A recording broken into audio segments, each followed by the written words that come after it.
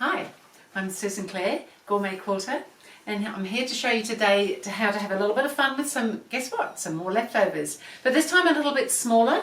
I thought we might work with some little 9 patches and snowball blocks, so just 1.5 inch squares for the 9 patches, although what I would suggest if you've got strips and things, particularly 1.5 inches wide, so any size will work. You just need to make your alternate block that we're going to do a snowball block the same size as whatever your 9 patch is to achieve the same look but in different sizes.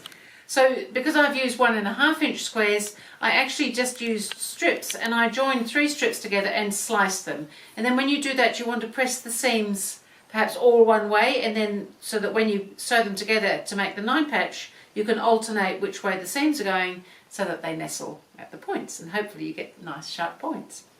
So it was all about using up lots of different colours and into 9 patches. I love little 9 patches. Well, I like 9 patches any size they like to be, actually. But they're often quite good too for using up really small bits, and also for little run-on, run-off projects. When we're on the sewing machine, sometimes we like to have a little something that we feed in before we do our main piece of sewing and at the end as well. And they work really well for that sort of thing, like leaders and enders or whatever it is that you want to call them. And then they're quite useful. So I've made a whole bunch of little 9 patches here, using up some of my leftovers, so a real variety of colours. There's no form to the 9 patch in that they're not alternating light and dark or anything like that, they're just colours.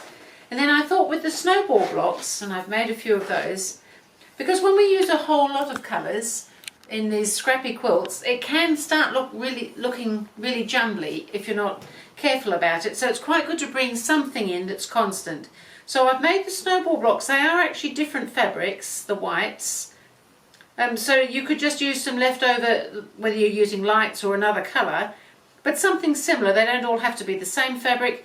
But I have made all my corners on my snowballs the same fabric, so that will just bring a constant through, and that seems to help settle things in when you've got so many different colours going on, so that you end up with what looks like a very organised look, even though it's not quite so organised as it looks like it is. Oh, I'm going to get in a tiz here. So I've gone ahead, made the snowballs, I've made a bunch of 9 patches, and really all that happens to them is that they alternate when you put them together, and because of the little snowball you end up getting a nice little shape going on. Of course it reduces a little bit when they're all joined together, but you can get the general idea doing it this way. So I've got quite a few here, so rather than make you watch me pin them all up. So it's not a new idea what I'm showing you, it was more about the size. So because I've used 1.5 inch, I've used my alternate square here that I've made into the snowball, I've used a 3.5 inch square, and I've used 1.5 inch squares for the corner. So here's one here that I haven't trimmed. So this is my 3.5 inch basically white square, and then I've just stitched on 4 corners, and then I can come and trim those off 1/4 inch away and press the colour or the seam into the colour in the corner, and then that's my little snowball. So they're quite easy, you can chain piece them through doing them that way.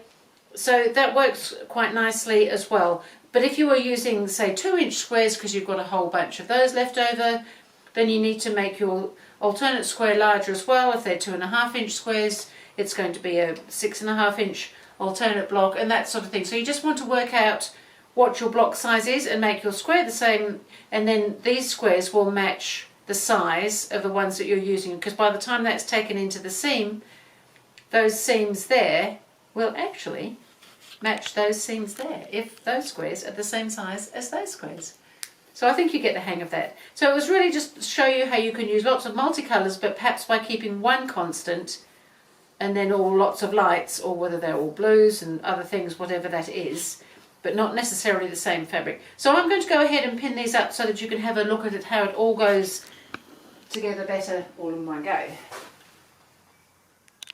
So I've pinned all these up so that you get an idea of the whole effect of how it's going to look en masse, and obviously if they're bigger pieces it's just going to be larger.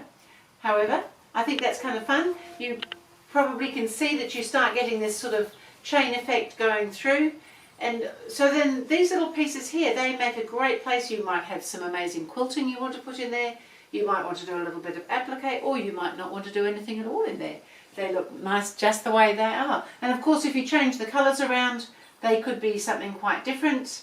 But having something so that you get this continuation where I've done the snowballs, I think really brings it all together. It doesn't let all the other colours take over. It just gives it a little bit of a uniformity. So I hope that was another idea for you to use up some of your smaller leftovers this time.